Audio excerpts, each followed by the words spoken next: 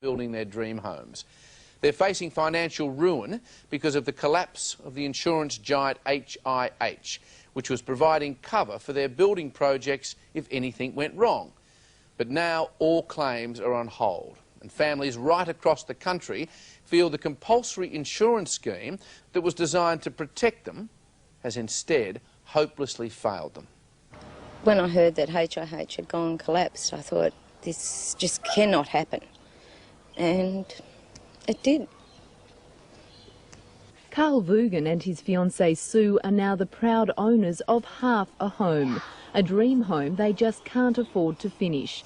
They've been living in squalor near Gosford on the central New South Wales coast since their builder went broke last year. We first approached the builder to build us a home.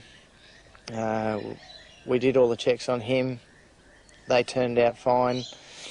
We then went to the bank, approved the loan. We then signed up with the guy. He went liquidate. We have half a house. We then thought, oh, OK, well, at least we have insurance.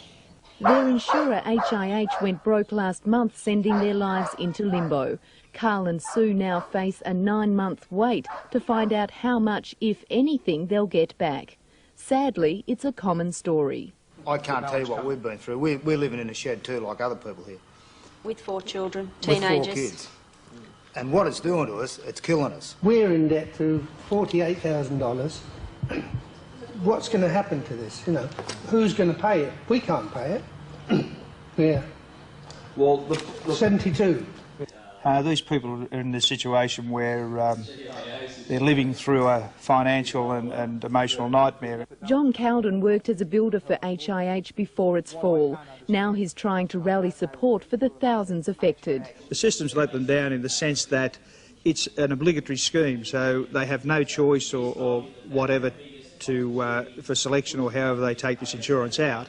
There's supposed to be a safety net for them, and the safety net's clearly not in place. Former HIH boss Ray Williams has declined to be interviewed by A Current Affair. He's refused to apologise or accept blame for the collapse and denies there were early warnings his company was in trouble. But the Australian Prudential Regulation Authority admits to having concerns about HIH for some time. APRA Chief Executive Graham Thompson.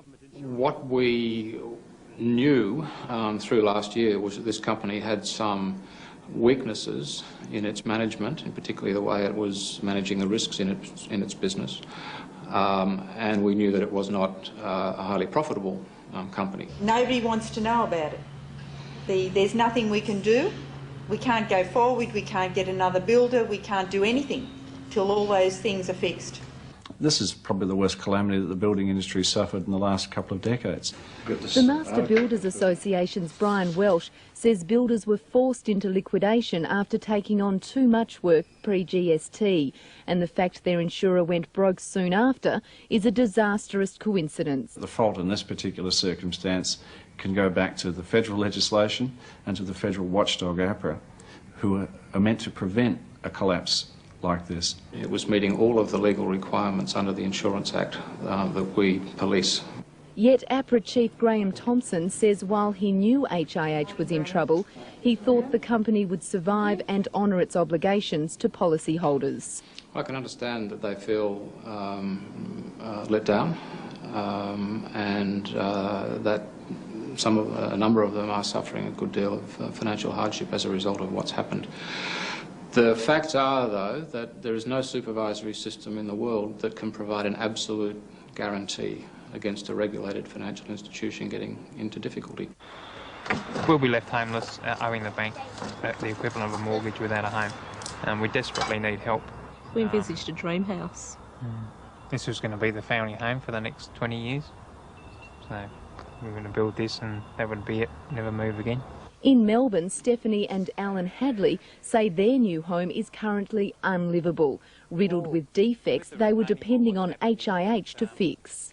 We're not sure that the builder actually filled the retaining wall with concrete, and what's happening is it's starting to move already, so you can see, you know, there's a big crack appeared here, and it's getting larger and larger as time goes on, and then if it gets a lot worse, the only solution really is demolition.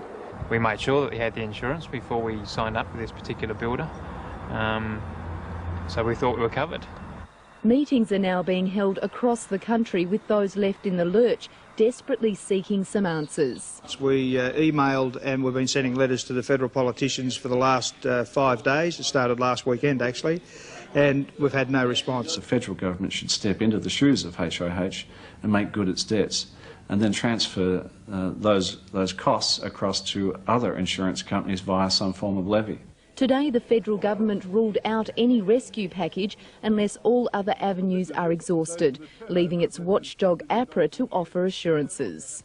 What we are hoping to do, and are talking with other insurance companies about, is some arrangements that will provide some assistance ahead of the provisional liquidation being completed.